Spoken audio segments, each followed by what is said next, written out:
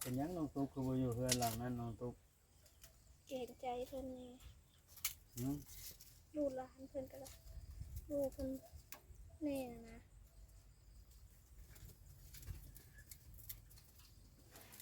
น้องไว้เพิ่นเอาเมียมาอยู่แล้วเนาะเด้อ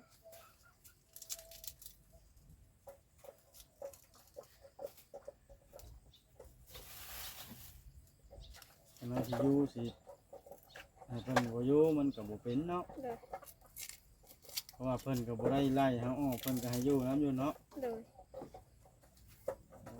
อแบบนี้พี่น้องเรื่องของเรื่อง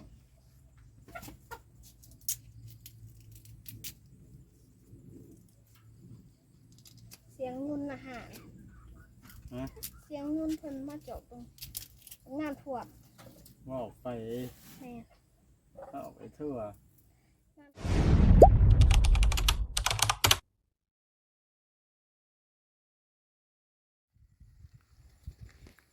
ภาพขึ้นก็ได้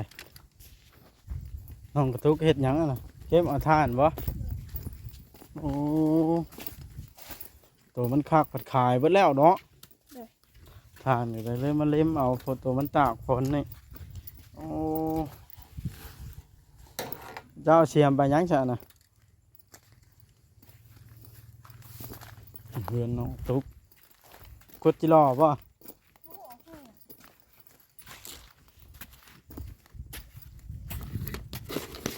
หัวจิรอเลยนี่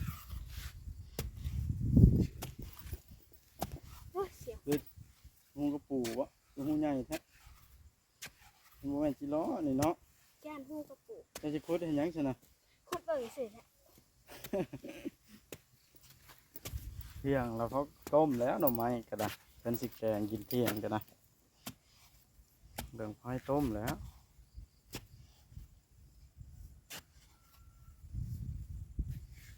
กระปูดีจัก กระปูเด็กใส่สิถึงแล้วก็บ่ตั้ง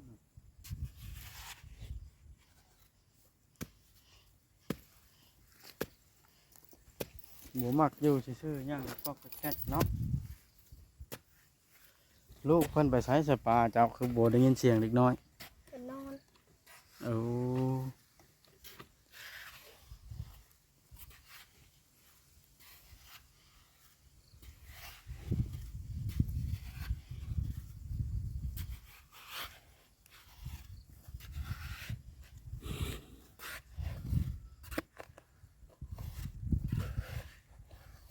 พ่อกบตัวซ้ำหาผ่ามือก็บ่จัก โอ้ ยังกระปูด้วยสิถ่ายรูปนี่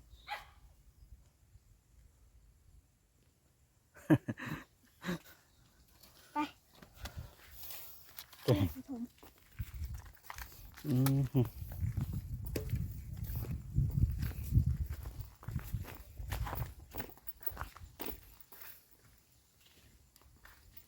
ไฟดังไฟดังมือ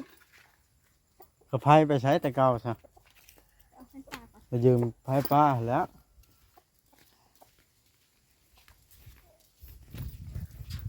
นี่แหละพี่น้องทุกชีวิตเพิ่นแต่ละมื้อประจำวันก็ได้เอ้อ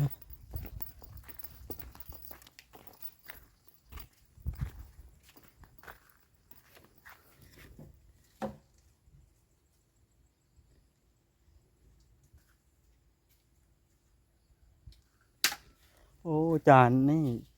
เปิดพัดลมได้เฉยเนาะ ได้ปะไม่เห็น ตู้เย็นก็ได้ เห็นน้อย ขึ้นน้อยกว่าฮอดจานค่อยซื้อให้ท่านหมอนี่เลยซ้ำกันบ่ซ้ำกันน้อยกว่าว่าบัดก็ได้ทั้งตู้หยอกตู้เย็นของเฮามันเป็นน้ำอันนั้นบ่โรคภัยก็ได้ฮะพี่น้องเอ้ยพัดลมก็ได้แม่นความเวียดว่าอยู่แต่ว่ามันเป็นน้ำหัวจ่ายอันบ่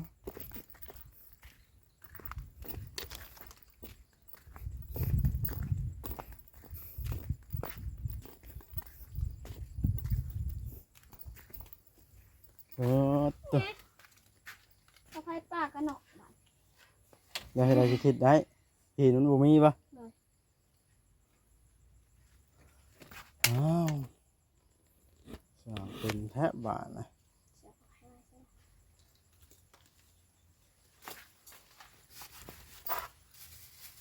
พระเจ้ากับไพ่ใช้ด่างบาทนะ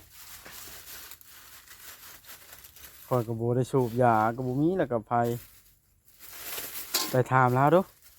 เดี๋ยวเรามีกับอื่นป้าเจ้านะ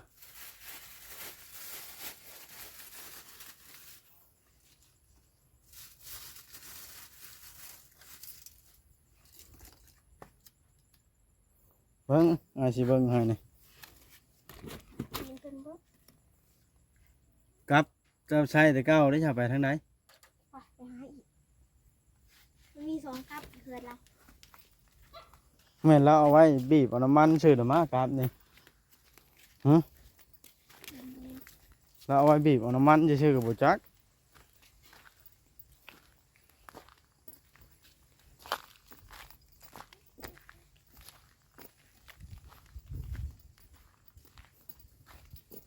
คอยว่านะเพื่อนครัวเราก็ได้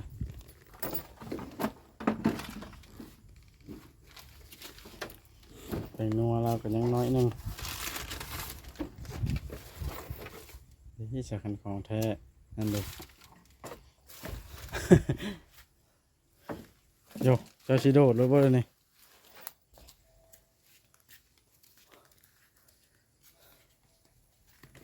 อ๋อแต่อยู่นี่ให้ปิดตาปลูกพักคูนดินขึ้นบอกมอนไฟไหม้อะผักผ่านโทได้นี่พี่น้องเอ้ย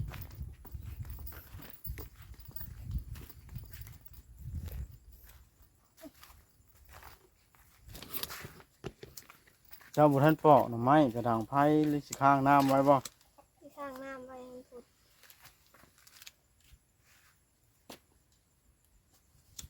เล่งขึ้นอีกกับไฟฮะ สุดหรอกน้ำมันพอดีเบิดละ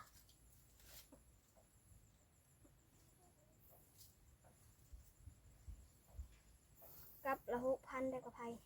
อยู่แถวนี้ได้ เลย ที่ขายแพงฮะ ที่บ้านเบาด้วยค่ะ หา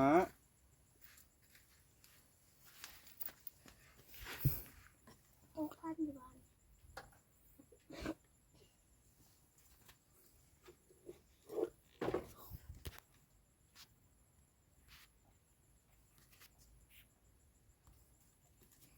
บติดบาในทานเปียกซับ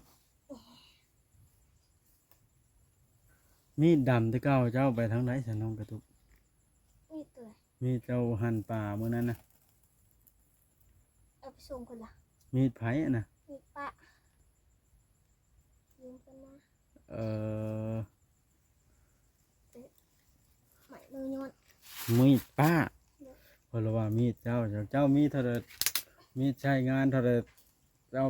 ปอกหน่อไม้บ่ มีดับ มันบติดดอกทานเปียกเจ้าหาคนหากระตกเช้า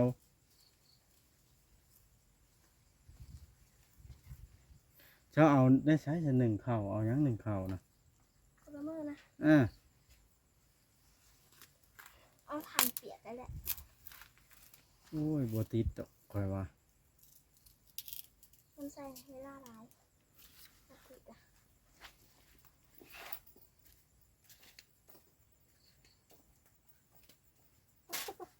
เจ้าเอาใบกล้วยมาให้ฉัน คนมาขอไปกล้วยของเศร้า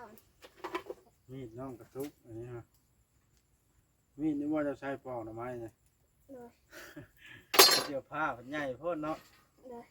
ผ้าไว้ตัดอ้อยได้นี่เนาะ มันก็จับมันดอกผ้าดวงอ่ะ เป็นอะไร มันกินมือน้องอ่ะใช่ไหม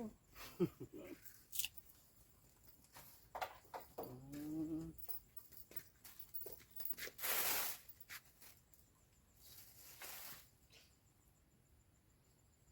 เจ็บคอจะเป็นอย่าง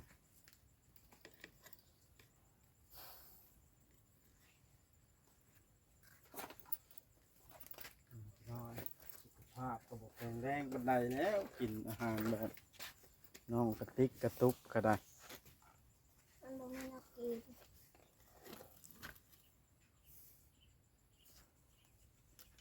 สิติดอยู่บ่ น่ะสิติดไม้ได้อยู่ทางหลุมเพิ่นมีไม้มีพื้นมีทาน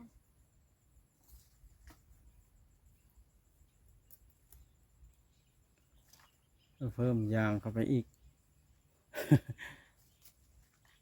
ยานเป็นบ่ติด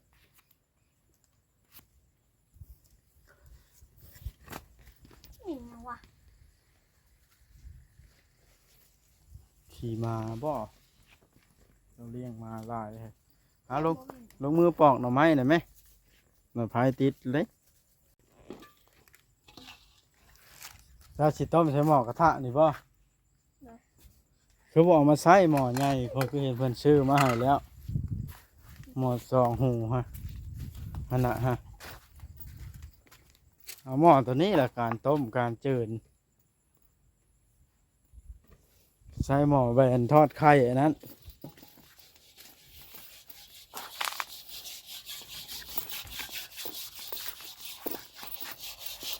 เวลาเข้าไปบ้านเจ้าบ่ซื้อเอาสันไลให้ บ่มีเงินกว่าละ10,000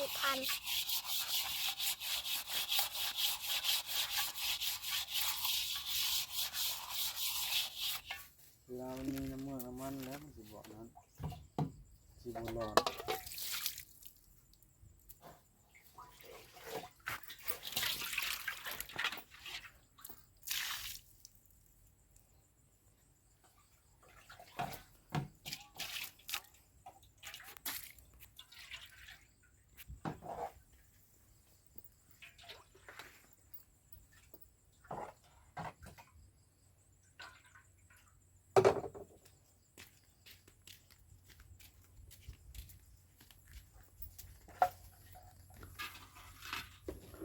ข้างน้ำไว้ก่อน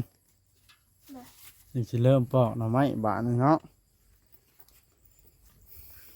หน่อไม้นี่เพื่อจะไปเฮ็ดกินแล้วบ่ง่ายปานใดได้2-3 ชั่วโมงพุ่นอย่างน้อยจึงได้กินมันเพื่อมันจืดเนาะ โดย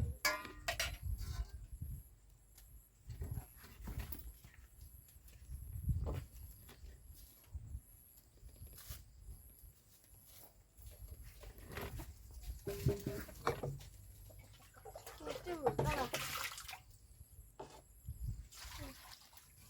กูหาขยะอีก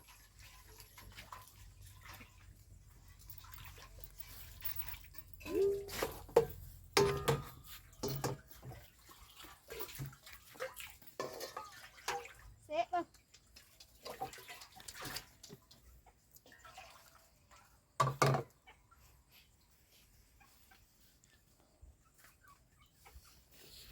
เพื่อต้มหน่อไม้จืดเจ้านึ่งข้าวอีกนี่เนาะข้าวเพิ่นบ่ทันนึ่ง เลย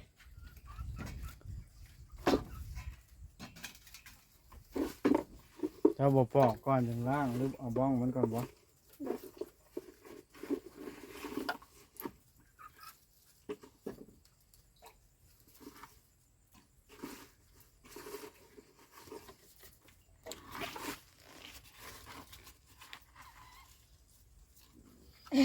มันหยัง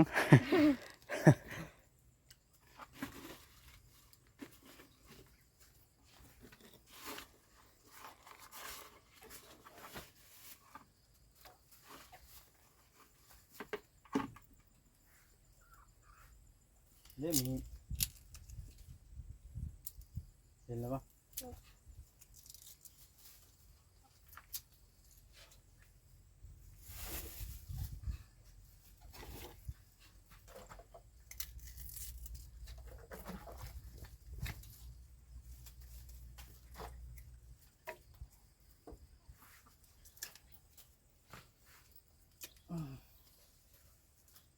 หลายคนก็ถามว่าเป็นหยังน้องตุ๊กคือบ่อยู่เฮือนหลังนั้นน้องตุ๊ก เก่งใจเพิ่นนี่ หืม ลูกหลานเพิ่นก็ลูกเพิ่นแน่นะ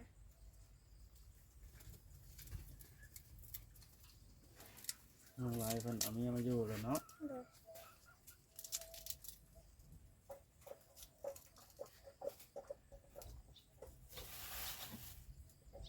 อันนั้นสิอยู่สิ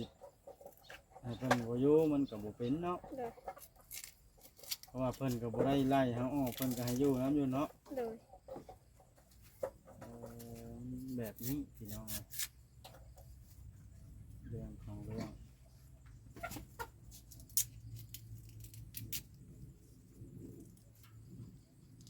เสียงยุ่นอาหาร ฮะ เสียงยุ่นเพิ่นมาเจาะตรงน้ำท่วม ว่าออกไป แม่ ถ้าออกไปทั่ว น้ำท่วมได้อยู่ใกล้ๆปากเซน้ำของมันขึ้นน้องติ๊กคนว่า จะโทรเลินกับน้องติ๊กว่า โดยคนโทรมา มื้อไหนน่ะเพิ่นโทรมา ไม่ขึ้น น้ำท่วมบ่เพิ่นว่า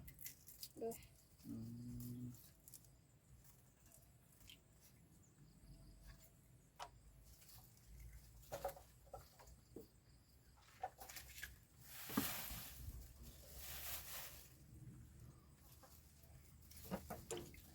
ปุดเล่าไป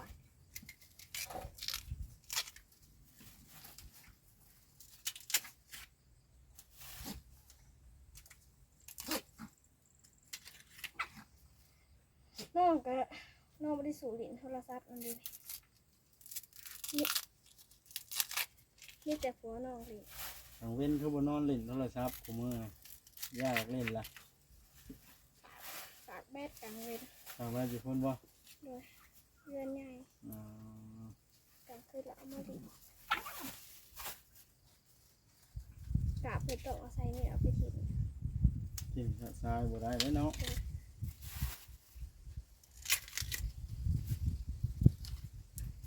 ที่นั่นก็สิเก็บถิ่น นี่ว่าสิกินเที่ยงจังนะ โดย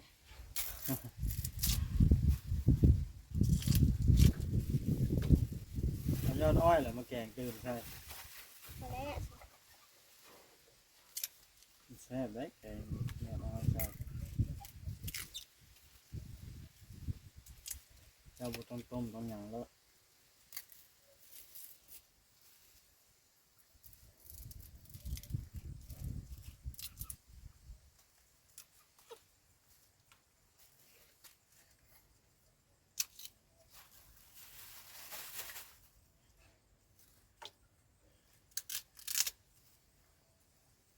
หน่อไม้พี่น้อยนี่คือไม้อ่อน เอาไม้มากินคนเฮานะ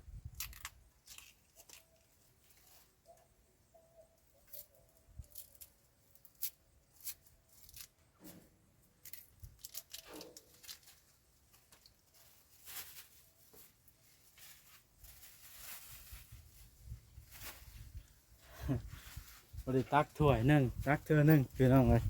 น้ำแกงแล้วก็ได้หวานไม่ได้ละน้องกระติกกระตุกติ๊กมิกตุกติ๊กมิกแต่ตุกติ๊กมิกแม่นแล้วเนาะ โดย อ่าตั้งแต่ก็บริลิ่นน้ำเลยว่ากูมือนะ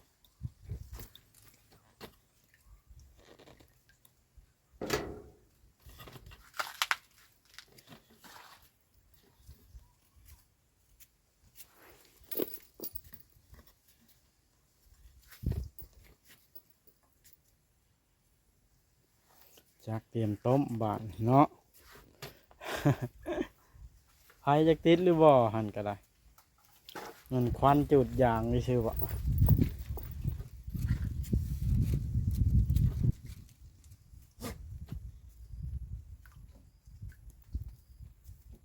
แพงเลยซื้อทานเลย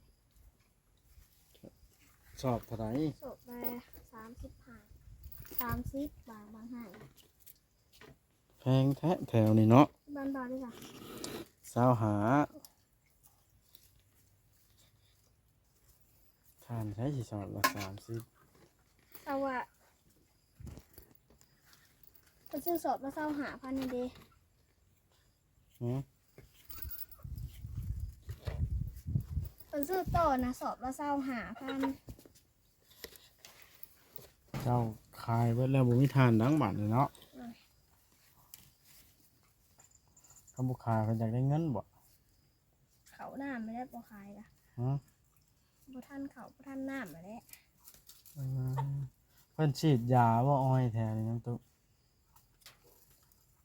เสียงนะ อืม หมดแล้วใกล้ๆสิตัดได้พุ่นล่ะ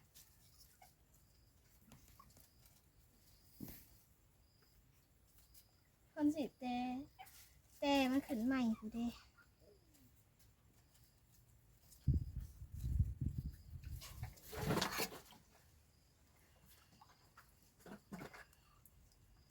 ดอกบัวก็แพงหมดเบิดเงินไปซื้อดอกอะ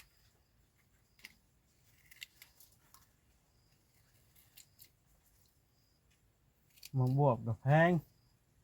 ดอกบัวเป็น10,000นะได้2หมาก ประมาณแล้วได้2หมากใหญ่แม่งยังตกน้ำต้มจ้ะนะ โอ้โห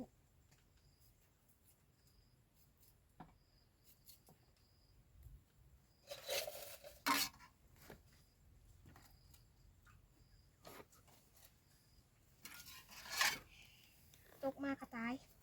มันฮ้อนเลย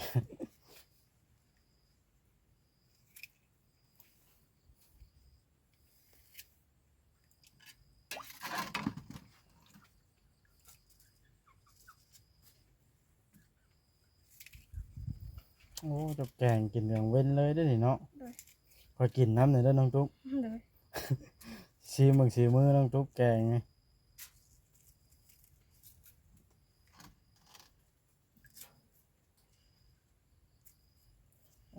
เป็นเนาะคนเฮานี่กันเคยเฮ็ดลานค่อยกระช่ำเจ้านี่ล่ะเฮ็ดยังบ่ได้เป็นเด้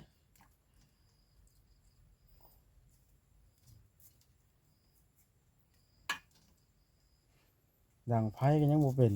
ไปดอก ลีนี่แหละเจ้าเราเฮ็ดเป็นผู้อันแหละ ดังไพ่ก็ยังบ่เป็นบอกไพ่จะดังเดือนเมียบ่าวบอก แม่นเพิ่นอยู่เฮือนย่าพูนหลานข่อย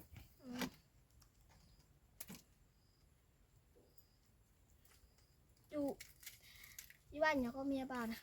อันดอกงิ้ว ฮู้จักบ่ดอกงิ้ว เอาบ้านเมียไกลเนาะไกล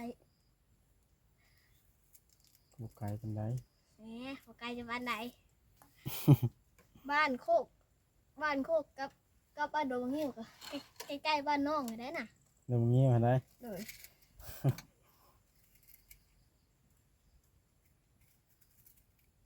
ตอนนั้นน่ะหมู่หลายได้อยู่บ้านโดงหิ้วนะ เจ้าก็ได้ เออ เฮ็ดได้จังมุนหลายเจ้าของเฮ็ดนํกันบ่ เออ แต่อยู่ดอกงิ้วน่ะบ่ เออ ฮะเสียงหยัง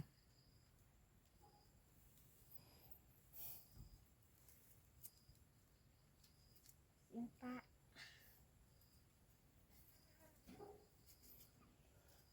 พี่น้องไอ้ล้อกินแกงหน่อไม้น้ำน่องกระติกกระตุกก่อนชิมเบิ่งกันแล้วสิเล่า FC อันนี้เพิ่นเอาผักสะแงงมาปลูกเตรียมใส่แกงบ่นี่ฮะ เลย ปลูกแล้วนี่เอาพี่น้องเลยคลิปนี้ก็สิได้จบคลิปลงไว้ก่อนซ้ำนี้เลยเด้อพี่น้องเป็นกำลังใจกดไลค์กดแชร์ให้หน่อยเด้อขอบคุณ FC ทุกท่านหลายๆ